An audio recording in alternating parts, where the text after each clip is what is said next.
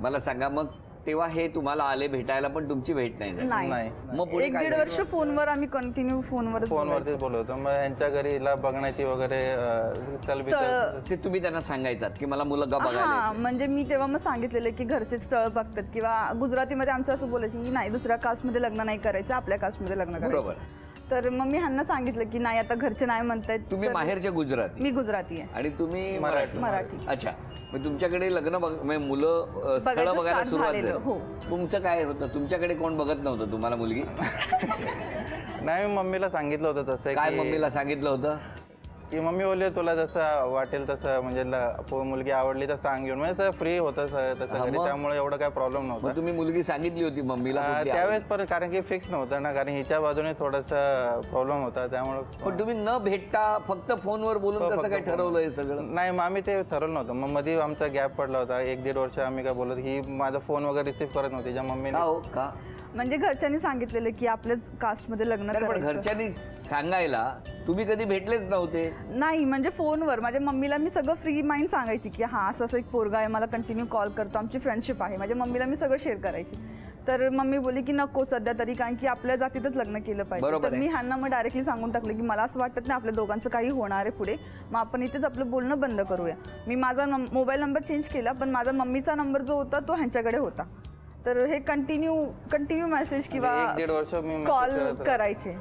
पण तुम्ही त्याला रिप्लाय नाही नाही नाही. सासूबाई ओरडायच्या फोन नको करत जाऊ परत. पण तुम्हाला फोन करायचे? नाही, मी फोन करायचो ना सासूबाईंना. हो, म्हणजे आहे का मम्मीच्या नंबरवर करायचे ते, आहे का ती, पण ते ओरडायचे फोन नको करत जाऊ. मग मी मेसेज वगैरे करत जातो, गुड मॉर्निंग गुड नाईटचा मेसेज आपलं. गुड मॉर्निंग गुड नाईट करायचे? बरं बरं. सकाळी आणि संध्याकाळी मेसेज करायचो नेहमी न चुकता? 1.5 वर्ष केलं. रोज फोन केला? रोज मेसेज रोज. उत्तर काही नाही? का हो, तुम्ही उत्तर देत नव्हता? नाही, मला असं वाटलं की ठीक आहे मम्मी पप्पा सांगतात तिथे लग्न करावं, कारण की त्यांची पण एकुलती एक पोरगी, मग त्यांची पण काहीतरी अपेक्षा असते. खरंय. मग ती अपेक्षा मोडली? नाही, मी त्यांना सगळ्यांना पहिलं ऍग्री केलं सगळ्यांचं, म्हणजे बोलले सगळ्यांना मम्मीला. नंतर 1 वर्ष झालं आमचं, तर मला असं बंद करणार होतो, तो नंबर बंद करून टाकणार होतो. तुम्ही ठरवलं होतं की आता आपण फोन करायचा नाही? नाही, फोन करायचा नाही असं नाही. जो नंबर होता तो नंबर, जो माझ्याकडे नंबर होता ह्यांचा, तो त्या दिवशी बंद होणार होता. आणि मला असं वाटलं की कुठेतरी ह्याच्याशी बोलावं, कारण की खूप मेसेजेस येतात. आणि ह्याच्यानं तेव्हा एक मेसेज होता की माझे पप्पा आता वारलेत, म्हणून मला तुझ्याशी बोलायचंय. तेव्हा पप्पा वारलेले, तर मला बोलायचं होतं त्यांच्याशी.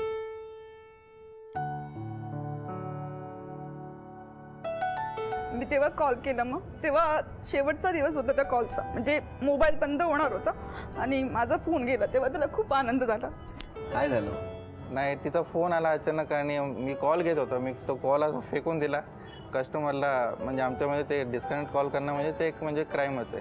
ते पण मी करून टाकलं. दुसऱ्या मित्राला म्हणलं त्या कॉल घे, मी त्याच्याशी फोनवरती बोलतो. बाहेर गेलो, फोनवर गेलो, माझा दुसरा नंबर मी एक्सचेंज केला तिच्याबरोबर. मग त्याच्यानंतर ती बोलली की हां मला तू भेट, म्हणून की मला वाटतं की तू नाही का माझ्याशी खरं प्रेम करतो. मग त्याच्यानंतर ना असं सगळं ते एकाच फोन मध्ये बोलल्या? नाही, मी बोललो तुम्ही बोलले. मग त्याच्यानंतर ना मग आम्ही डिसाईड केलं की एक दिवशी आम्ही भेटावं म्हणून.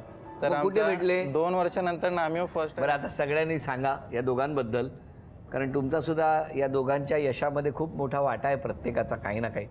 नातेवाईक म्हणून आज तुम्ही बोलायचं.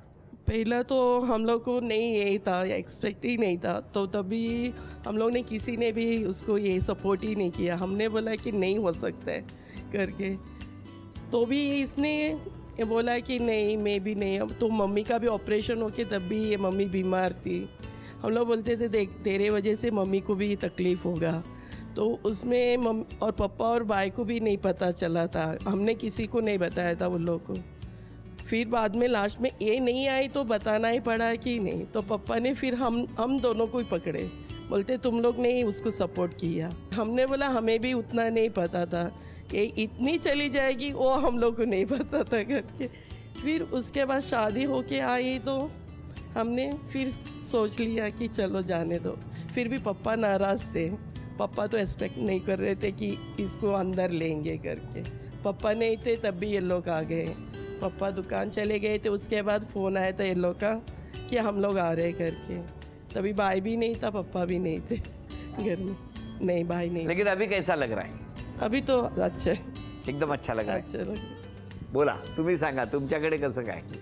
आमच्याकडे सगळं व्यवस्थित आहे. सूनबाई एकदम चांगले, सगळ्यांना मिळून मिसळून राहते.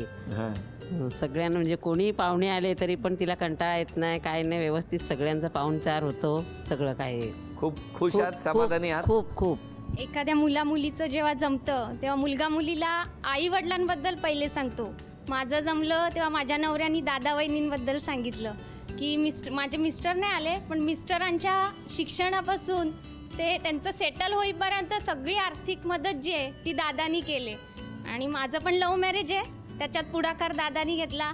आजपर्यंत आम्ही दोघं काय त्यांना बोललो नाही, पण आज होम मिनिस्टरमुळे मी सांगते थँक्यू सो मच दादा वहिनी. अरे वा वा, व्हेरी आज खूप सुखी आहोत आम्ही ह्यांच्यामुळे.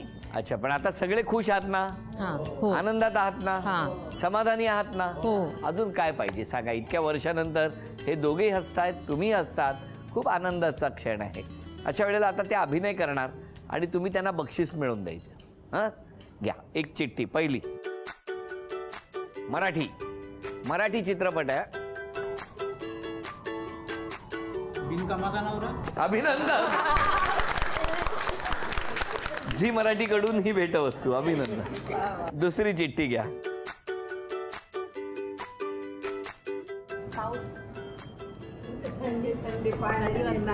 अरे वा आजी. झी मराठीकडून ही भेटवस्तू. अभिनंदन. ठेवा. तिसरी चिठ्ठी घ्या. म्हण ओळखा, म्हण.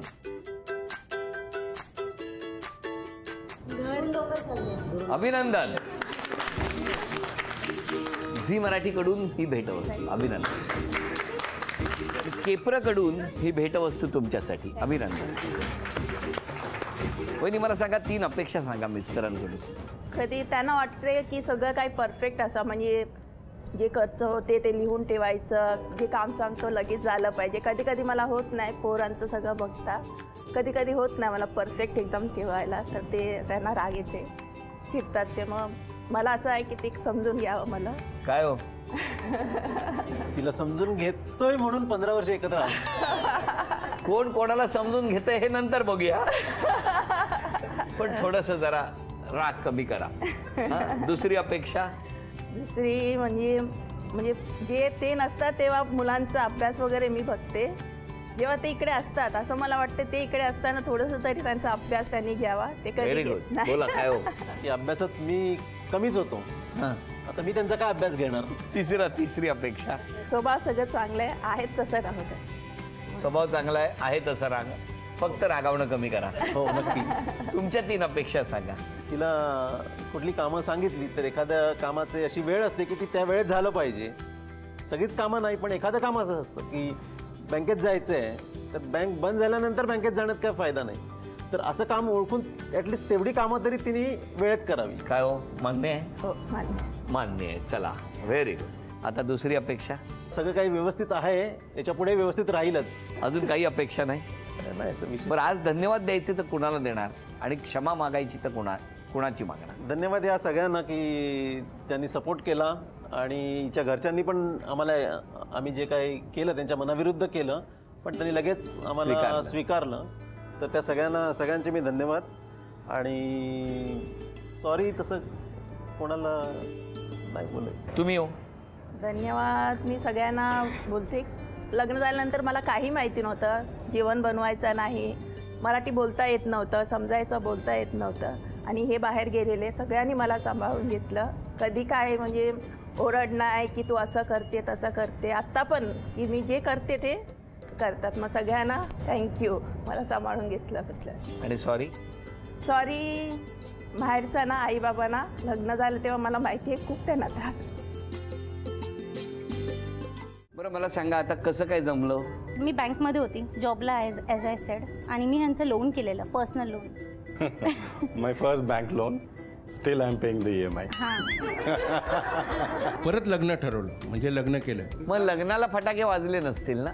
फटाकडे कुठे, आमचे फटाकडे पहिलेच फुटले आधी.